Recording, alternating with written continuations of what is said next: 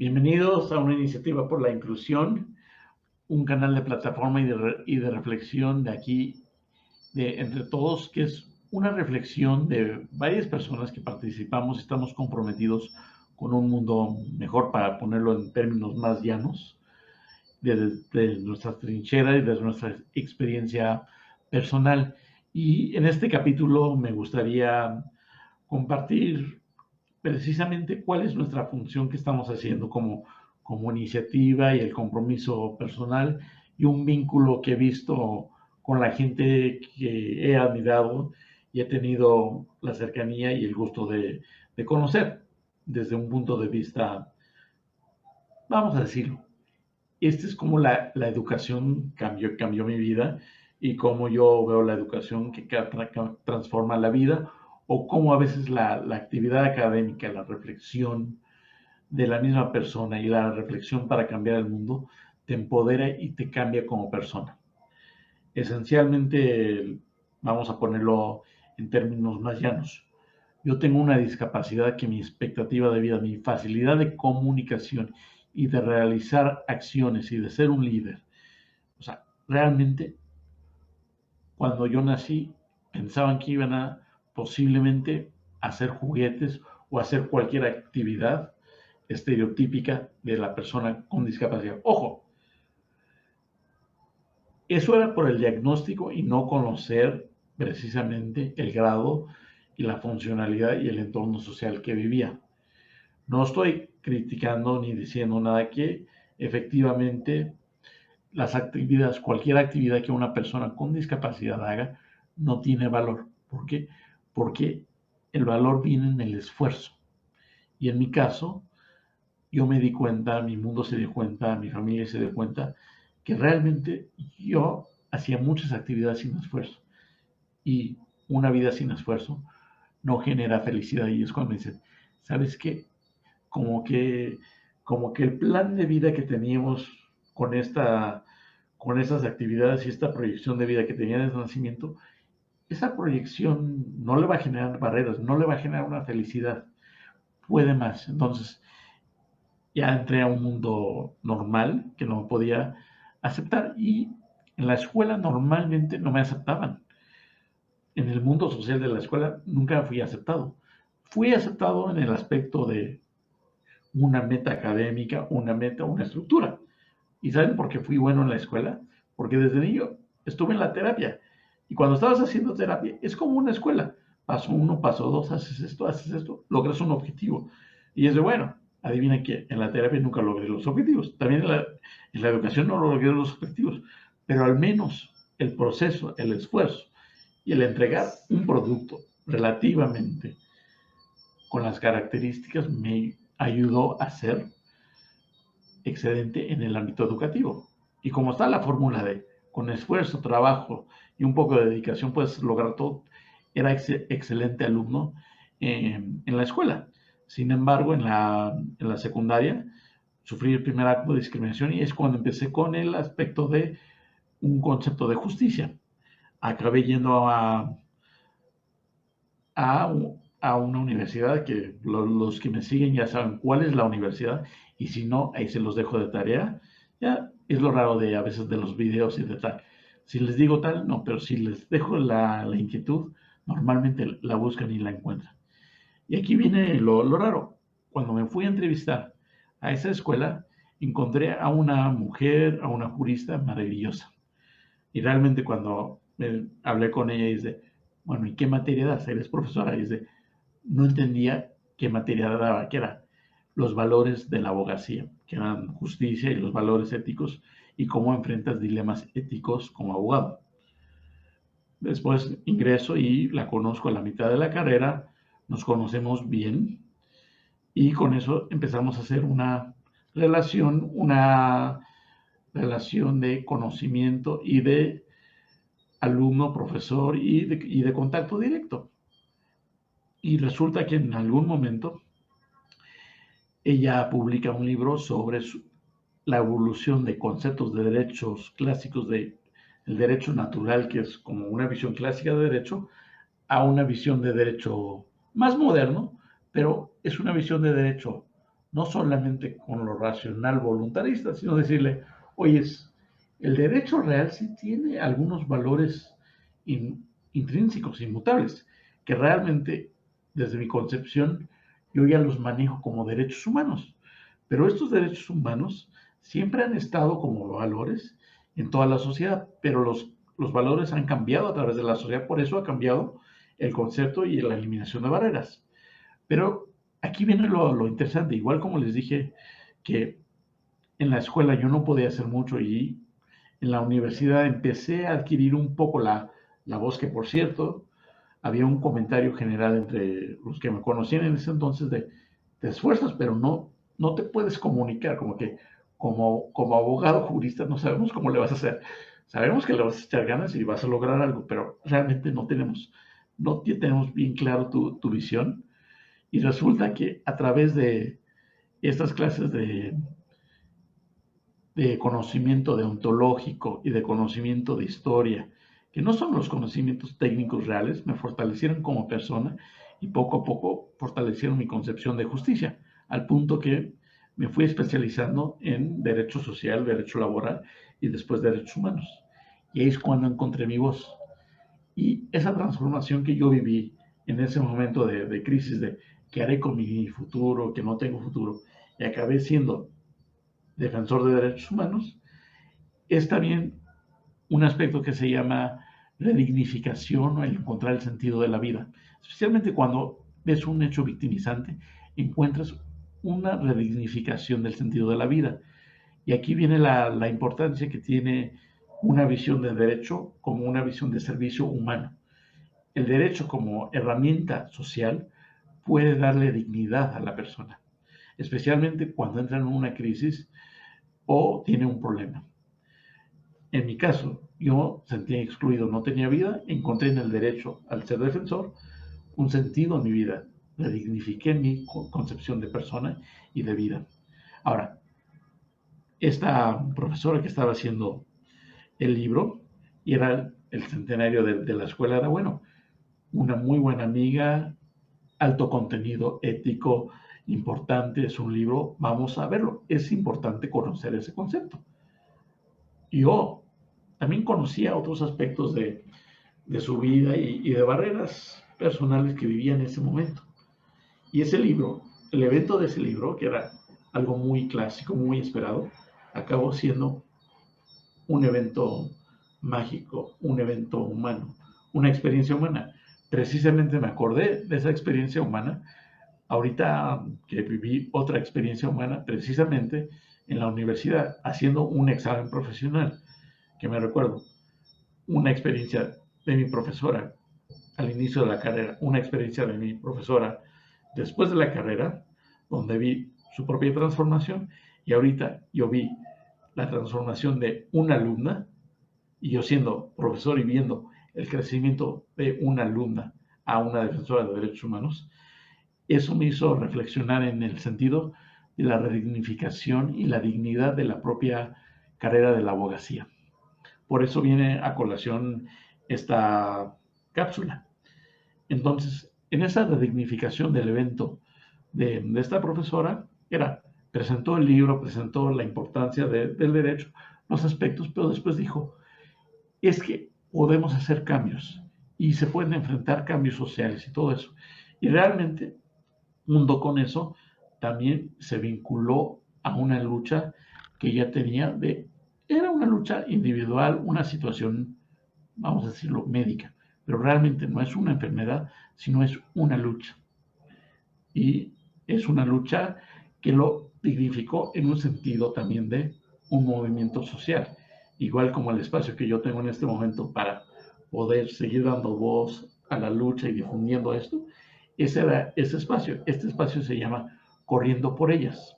Por cierto, este espacio también tiene su propio lista y canal dentro de entre todos, por si acaso quieren investigar de qué estoy hablando y que conozcan más detalles, vean Corriendo por Ellas. Y era lo peculiar de cómo vinculó la acción social de Corriendo por Ellas con una concepción de la dignidad inherente del derecho y los valores inherentes del derecho y cómo se vinculan.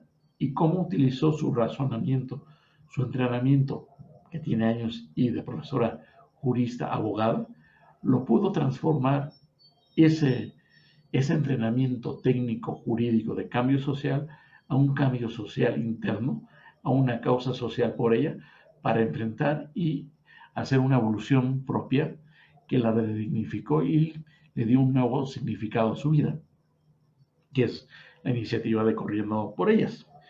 Y aquí viene lo que acabo de vivir en un examen profesional, que fue el 10 de diciembre, ojo, el Día Internacional de los Derechos Humanos. ¿Qué puedes decir? A lo mejor fue el día disponible porque normalmente los exámenes son el jueves. Tú dices, un jueves 10, no hay problema. Es en diciembre, pues no hay problema. Solamente cuando ya empecé a ver, oye, es el 10 de diciembre, es un tema de derechos humanos, y además, ojo, es una alumna que también te decía el 3 de diciembre, que es de discapacidad y tiene un vínculo para ella específico de discapacidad. Dije, a ver, ¿sabes qué? Esto no es solamente de una abogada, de una licenciada, es de una persona que tiene una integridad, una sensibilidad, igual como mi buena profesora, de esa sensibilidad hacia la justicia y los valores del jurista.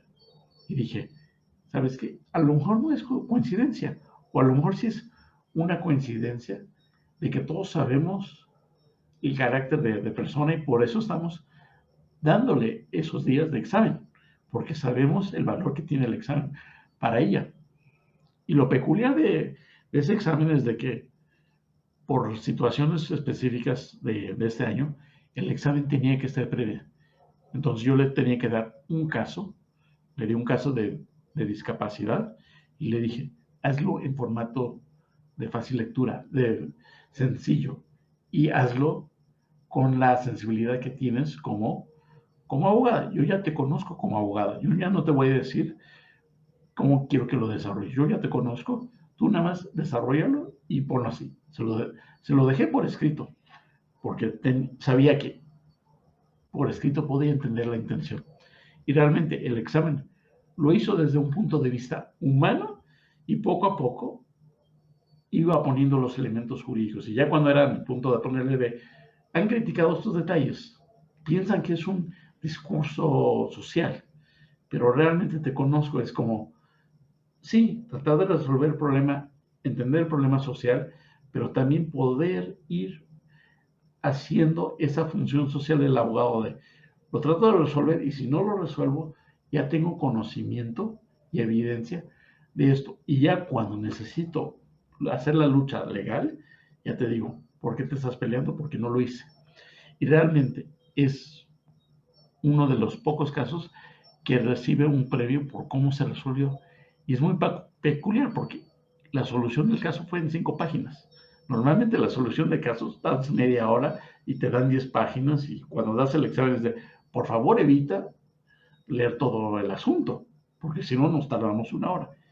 Y ese caso fue tan sencillo, tan humano y tan directo y tan concreto que recibió un premio. Y además, en su estudio de tesis que fue respecto a sistemas de apoyo, realmente era de, ¿quieres hablar de la institución de derecho civil personalidad? Y es de, no, yo quiero hablar de la inclusión de personas con discapacidad y cómo la figura clásica de derecho civil de protección de tutela no, no da para eso.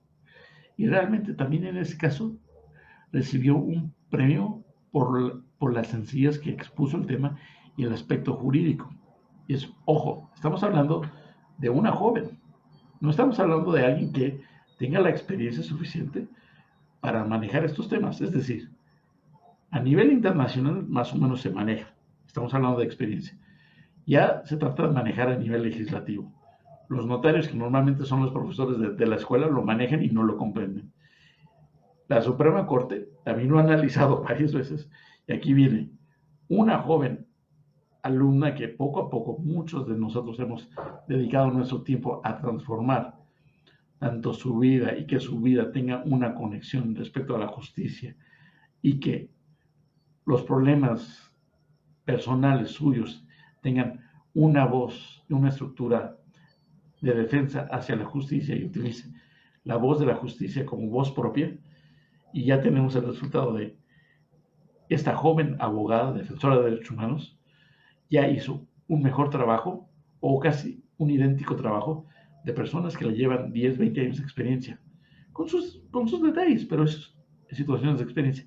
Pero en cuanto a conocimiento técnico, tiene el mismo nivel. Y aquí viene el otro aspecto que ya me dijo, efectivamente, esta es una transformación de ser una simple alumna, de ser una simple persona de, bueno, sigo siendo joven, respeto las instituciones y nada más seguiré el trabajo, a ser verdaderamente un líder, alguien que pueda asumir una responsabilidad social. Normalmente se toma una protesta y se le dice cuáles son sus deberes. Pero en esta circunstancia, todos los profesores decidimos, ¿sabes qué? Sabemos que tienes una voz, que tienes algo que decir. Lo vimos en el examen y es la razón porque tienes la carrera. Y realmente le dijimos, ¿sabes qué? En esa circunstancia, en vez de que te digamos cuál es la protesta, tú dinos qué es la justicia. Te damos plataforma. Subes al poder para explicar tu compromiso con la abogacía y la justicia.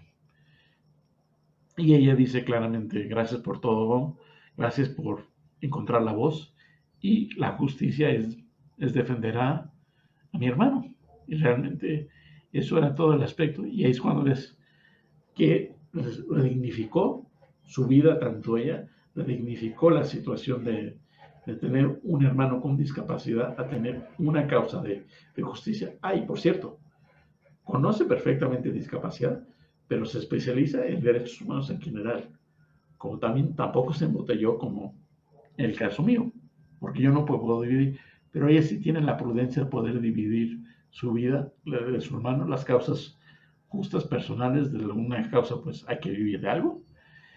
Y esta redignificación también implica otra cosa, le da una voz a más personas y le da esa voz a un evento traumático que puede ser tener una persona con discapacidad, que es traumático tal, ya le dio un sentido general a la vida, le dio un motivo de orgullo a la familia y a su hermano, y también le dio un motivo de orgullo, porque normalmente el ser abogado, el dedicarse a la abogacía y asumir asuntos familiares donde sí ves la realidad humana y asumirlos como propios y darle una voz, es asumir toda esa presión, ese estrés, y darle una voz de defensor, de justicia, que transmite ese dolor en, en algo positivo para el mundo. Y eso es lo que generalmente, esa es la redignificación de las víctimas y cómo el derecho se utiliza, especialmente en casos de derechos humanos, como una herramienta de la dignificación. Y ahorita les puse 2, 3 ejemplos donde se puede utilizar el derecho como una herramienta de la dignificación, con todas las herramientas y todo el entrenamiento.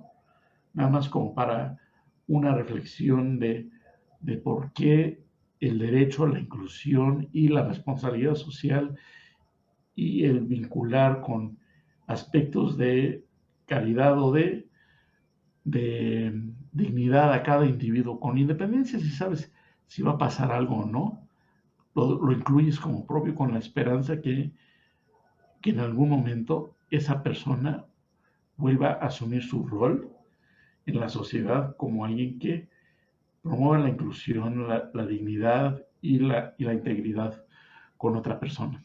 Aquí les puse un ejemplo de 3 personas que realmente admiro, de cómo puedes transformar la vida solamente con valores y compromiso. Bueno, muchísimas gracias por esta emisión de una iniciativa por la inclusión y nos vemos por la próxima. Quiero agradecer también a Dalia Solís, que es la intérprete de lengua de señas, que también de su parte, de prestar los servicios de interpretación, compromete un servicio de inclusión para todos, porque este no es un programa para la comunidad de sordos, pero sí es una comunidad de conocimiento general que tiene que hacer esto por el ejemplo y por el ejemplo de ser incluyente. Entonces quiero agradecer todo el apoyo que nos ha dado, al igual que todo el equipo de Entre Todos que ha abierto este espacio y lo mantiene abierto y da nuevas ideas y permite que cualquier idea, emoción se permita expresar en un espacio de reflexión. Bueno, y hasta el próximo capítulo. Buenas noches o buenos días, cuando sea. Hasta el próximo capítulo.